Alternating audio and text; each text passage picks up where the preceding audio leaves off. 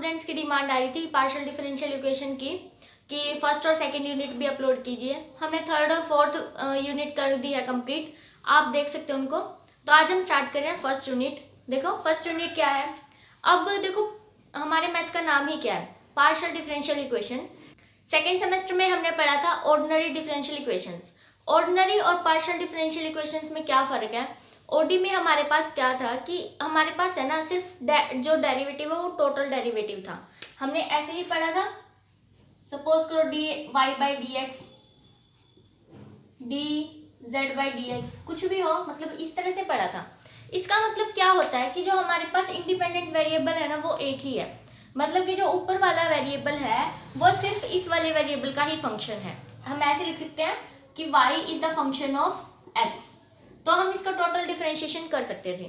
इसका मतलब जब हम ओडी पढ़ते हैं तो वहां पर हमारे पास जो इंडिपेंडेंट वेरिएबल है वो ओनली वन होता है। अब हम पढ़ रहे हैं partial differential equation. First chapter हमारा यही है कि formation of partial differential equation. हमें सबसे पहले बनानी आनी चाहिए कि हम पार्शियल डिफरेंशियल इक्वेशन कैसे बनाएंगे। तो हमें पहले डेफिनेशन क्लियर होनी चाहिए।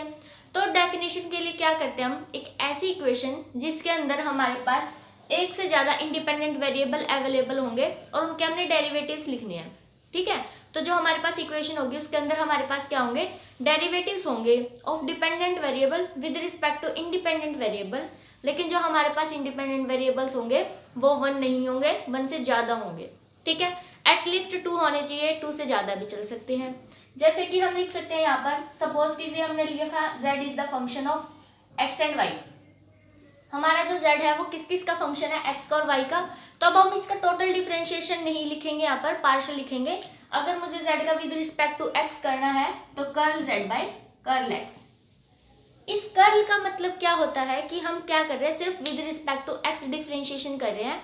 उस टाइम पे हम जो भी अदर वेरिएबल्स हैं, जैसे कि हमने यहाँ पर विद रिस्पेक्ट टू x किया, तो जब हम विद रिस्पेक्ट टू y करेंगे ना तो हमने सिर्फ क्या करना है, उस x को कांस्टेंट मान लेना है। ठीक है, जितने अदर वेरिएबल्स होंगे उनको हमने कांस्टेंट मानना है। जैसे हमने यहाँ पर क्या किया, with respect to x differentiation कर रहे हैं, तो उस टाइम पे हमारे पास एक वेरिएबल और बच चुका है, वो कि y है। उस y को हमने कांस्टेंट मान लेना है।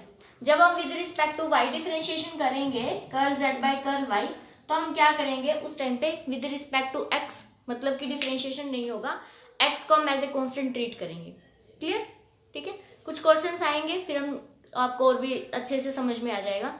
तो जो हमारे पास देखो मेन डेफिनेशन क्या है पार्शियल डिफरेंशियल इक्वेशन की, एक इस तरह की इक्वेशन जिसके अंदर हमारे पास डिपेंडेंट वेरिएबल हो और इंडिपेंडेंट वेरिएबल एक से ज़्यादा हो। ठीक है, और क्या होना चाहिए हमारे पास, डिपेंडेंट के with respect to independent derivatives available होने चाहिए।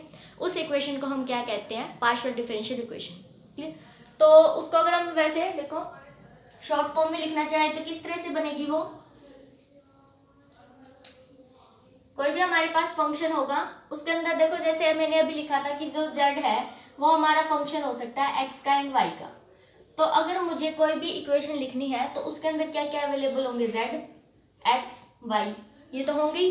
फिर उसके बाद उनके डेरिवेटिव्स भी अवेलेबल होंगे, curl z by curl x, curl z by curl y, double derivatives भी curl z by curl x square, curl square z by curl x curl y and up to so on. ठीक है, और is equal to 0। तो इस तरह की जो भी इक्वेशन होगी जिसके अंदर हमारे पास ये वाली चीज अवेलेबल होंगी, उस इक्वेशन को हम क्या कहते हैं, पार्शियल डिफरेंशियल इक्वेशन। क्लियर? अब देखो नेक्स्ट डेफिनेशन पे आते हैं। नेक्स्ट डेफिनेशन है ऑर्डर एंड डिग्री की। वैसे रिमार्क में लिखा हुआ है कि हम हमेशा क्या करेंगे, curl z by curl x को p लेट करेंगे और curl z by curl y को क्यू लेट करेंगे। जो हम बुक रीड कर रहे हैं जिसमें से हमारा एग्जाम आएगा उसमें यही नोटेशन फॉलो करवा रहा है वो। ठीक है, तो क्योंकि इतनी बड़ी बड़ी टर्म्स बार बार लिखने से अच्छा वो शॉर्ट फॉर्म में लिख देगा, p एंड q आप अंडरस्टूड कर लेना, with respect to x with respect to y। इसी तरह जब आगे आएंगे, जैसे कि हमने जो हमारी थर्ड यूनिट है उसमें हमने कैनोनिकल फॉर्म निकालनी सीखी थी। हमने क्या किया था, इसको हमने r लेट किया था, इसको s, and with respect to y double derivative को हमने स्मॉल t। ठीक है, तो ये इस बुक की थोड़ी नोटेशंस हैं, ये आपको थोड़ी ध्यान रखनी पड़ेंगी। चलो स्टार्ट करते हैं। Order and degree.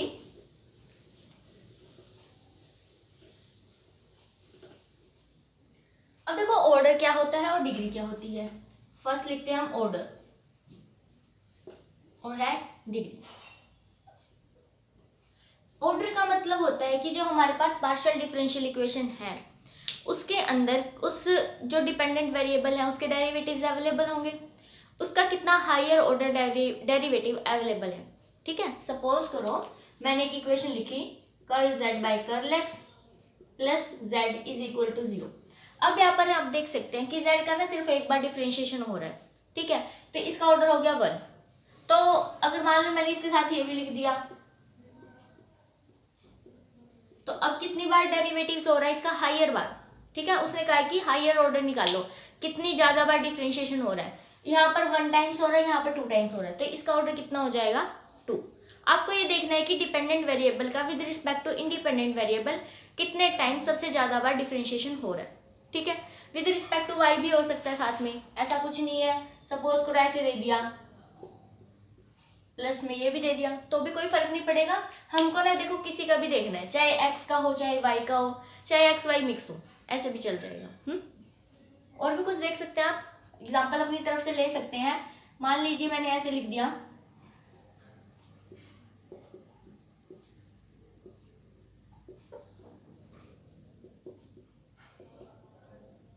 ठीक है, ये लिख दिया तो यहाँ पर देखो कितनी बार सबसे ज्यादा डिफरेंशिएशन हो रहा है। यहाँ पर एक बार हो रहा है और यहाँ पर 2 बार हो रहा है। ठीक है, तो यहाँ पर हमारे पास जो ऑर्डर है वो भी 2 ही रहेगा।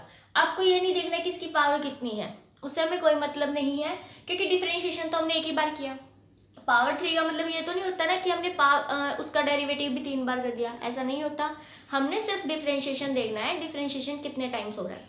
यहाँ पर डिफरेंशिएशन 1 टाइम्स है, यहाँ पर 2 टाइम्स है, तो हमने देखना है डिफरेंशिएशन कितने टाइम्स हो रहा है सबसे ज्यादा बार। तो इसका ऑर्डर हमारे पास कितना होगा 2। अब बात आती है डिग्री की। डिग्री में क्या करना है, सबसे पहले तो आपको ऑर्डर देखना आना चाहिए। जो हमने देख लिया कि सबसे ज्यादा बार डिफरेंशिएशन किसका हो रहा है। ठीक है, बाकियों को छोड़ दो। अब हमने जैसे कि ये वाली इक्वेशन देखी, इसमें हमने ये देखा कि सबसे ज्यादा बार डिफरेंशिएशन इसका हो रहा है, तो हमने ना इसकी होल पावर देखनी कि कितनी अवेलेबल है, वो होती है हमारे पास डिग्री। जैसे कि यहाँ पर डिग्री है, देखो इसके लिए इस पूरे की पावर कितनी है 1 है, क्योंकि ऊपर कुछ नहीं लिखा हुआ तो ऑब्वियस सी बात है पावर 1 होगी। तो इस वाली इक्वेशन की हमारे पास डिग्री कितनी है 1। इसी तरह आप और भी इक्वेशंस अपनी तरफ से मान सकते हैं, जैसे कि मैंने यहाँ पर मान लीजिए कुछ भी पावर लिख दी अपनी तरफ से 4। ठीक है, plus curl z by curl y raise to the power 2, चाहे इसके आप ज्यादा भी ले लो, कोई फर्क नहीं पड़ने वाला उससे। मान लो यहाँ पे आपने 10 ले ली और plus z is equal to 0, तो कोई फर्क नहीं पड़ेगा। हमने ना देखो क्या देखना है कि सबसे ज्यादा बार डिफरेंशिएशन किसका हो रहा है। इसका 1 बार हो रहा है, इसका 2 बार हो रहा है। ठीक है, तो हमारे पास ऑर्डर तो यहीं से निकल के आएगा, जहां से ऑर्डर निकल के आ रहा है ना उसी की पावर देखनी है हमने। तो इसकी पावर हमारे पास 4 है, तो इसकी डिग्री हमारे पास कितनी होगी 4 होगी। ठीक है, इसी तरह हमारे पास 3 डेरिवेटिव्स भी हो सकते हैं, 4 टाइम्स भी हो सकता है। आपकी बुक में एग्जाम्पल गिवन है, आप उनको रीड कर सकते हैं। ठीक है, फिर भी कोई डाउट आए तो कमेंट बॉक्स में आप लिख देना। चलो नेक्स्ट आते हैं, उसके बाद है लीनियर नॉन लीनियर। कुछ डेफिनेशंस है स्टार्टिंग में, तभी क्वेश्चंस होंगे आपके। लीनियर का मतलब क्या है, एक ऐसी डिफरेंशियल इक्वेशन जिसके अंदर डिपेंडेंट वेरिएबल और डिपेंडेंट वेरिएबल के जितने भी डेरिवेटिव्स हैं उन सबकी पावर 1 होनी चाहिए। क्लियर, देखो जितनी भी बार, जैसे कि अभी हमने डिफरेंशियल इक्वेशन लिखी थी, मान लो ये लिख दिया हमने, सबसे पहले हमने ये लिखी थी। अब ये हमारी लीनियर है। कैसे लीनियर है, देखो डिपेंडेंट वेरिएबल हमारा z है। ठीक है, इंडिपेंडेंट नीचे वाले होते हैं, जैसे कि मैंने बताया था z is the function of x and y, क्योंकि देखो जो z है ना वो x पे भी और y पे भी डिपेंड कर रहा है। x और y हमारे इंडिपेंडेंट है, तो z हमारा डिपेंडेंट है। हमने क्या करना है, डिपेंडेंट वेरिएबल और डिपेंडेंट वेरिएबल के जितने भी डेरिवेटिव्स हैं उन सबकी पावर देखनी है। अगर एक की भी पावर 1 से ज्यादा आ गई तो वो नॉन लीनियर में आ जाएगा। यहाँ पर देखो सबकी पावर 1 है, z की भी पावर 1 है, उसके जितने हम डेरिवेटिव्स ले रहे हैं उन सबकी पावर भी 1 है, तो दिस इक्वेशन इज लीनियर। आगे आप कांस्टेंट लिख सकते हैं, उससे कोई फर्क नहीं पड़ेगा।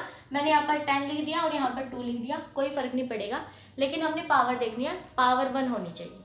ठीक है, जैसे हमने अभी अभी देखो यहाँ पर इसकी पावर कुछ राइज कर देते हैं हम 4। अब ये लीनियर नहीं रही, क्योंकि उसने कहा है कि जितने भी डेरिवेटिव्स लो उसने ये नहीं कहा कि कोई भी मतलब एक में पावर 1 होगी तो चल जाएगा, ऐसा नहीं है, सबकी पावर 1 होनी चाहिए। यहाँ पर इसकी पावर 4 हो गई है, तो इसका मतलब ये इक्वेशन हमारी लीनियर नहीं है, this equation is non linear. ठीक है, उसके बाद हमारे क्वेश्चन स्टार्ट हो जाते हैं। तो देखो क्वेश्चन करते हैं स्टार्ट। जैसे कि चैप्टर का नाम भी है formation of partial differential equations, तो हमने क्या करना है, डिफरेंशियल इक्वेशंस को फॉर्म करना है, बनाना है। तो हमारे पास कोई एक सिंपल इक्वेशन गिवन होगी, z फंक्शन दिया होगा x का और y का, और हमने उनकी हेल्प से क्या करना है कि डिफरेंशियल इक्वेशन को फॉर्म करना है। तो देखो स्टार्ट करते हैं। देखो फर्स्ट क्वेश्चन क्या है, एग्जांपल ही है आपकी बुक में, z is equal to a x plus b y plus a square plus b square. हमने क्या करना है, a और b है हमारे पास कॉन्स्टेंट्स, इनको रिमूव करने के तरीके से हम क्या कर लेंगे, एक डिफरेंशियल इक्वेशन फॉर्म कर लेंगे। तो हमारा ना देखो जितने भी डिफरेंशियल इक्वेशंस हम बनाएंगे, हमारा मेन पर्पस क्या होगा कि जितने भी कॉन्स्टेंट्स अवेलेबल हैं उनको हम रिमूव करने की कोशिश करेंगे। अगर हम उनकी वैल्यूज फाइंड आउट कर रहे हैं तो इससे हमारा क्वेश्चन है ना वो ईजी हो जाएगा। देखो जैसे स्टार्ट करते हैं, यहाँ से हमारे पास a और b की वैल्यू फाइंड आउट करने की कोशिश करते हैं। तो अगर हम z का derivative with respect to x कर दें, पार्शियल करना है, ठीक है, क्योंकि पार्शियल डिफरेंशियल इक्वेशन पढ़ रहे हैं, वेरिएबल्स भी हमारे पास 2 अवेलेबल हैं, तो हम पार्शियल करेंगे। विद रिस्पेक्ट टू x कर रहे हैं तो y को एज ए कांस्टेंट ट्रीट करना है। सपोज ये पूरी टर्म भी हमारी कांस्टेंट है, ये भी कांस्टेंट, ये भी कांस्टेंट, तो डेरिवेटिव हमारा सिर्फ ax का होगा। और a का जब हम ax का with respect to x differentiation करेंगे तो हमारे पास a आएगा, तो हमारे पास एक कांस्टेंट की वैल्यू आ चुकी है। इसी तरह जब हम with respect to y differentiation करेंगे तो curl z by curl y हमारे पास क्या आ जाएगा, b। तो देखो हमारे पास a की भी वैल्यू आ गई, b की भी वैल्यू आ गई। ये a और b को हम इक्वेशन नंबर 1 में पुट कर देते हैं, तो हमारे पास डिफरेंशियल इक्वेशंस आ जाएगी। z is equal to a के प्लेस पर हम रखेंगे curl z by curl x, साथ में है x, plus curl z by curl y, साथ में y, plus curl z by curl x square, plus curl z by curl y raise to the power 2। तो ये जो हमारे पास डिफरेंशियल इक्वेशन आई है, ये इस वाली इक्वेशन का सॉल्यूशन, ठीक है। तो इस तरह से हमें डिफरेंशियल इक्वेशन बनानी है। ये तो देखो क्वेश्चन इजी था, कुछ क्वेश्चंस आगे थोड़ी डिफिकल्ट भी है। डिफिकल्ट का मतलब क्या है कि बस थोड़ी सी प्रोसेस लेंथी है और कुछ नहीं है। करते हैं एक आधा क्वेश्चन और, देखो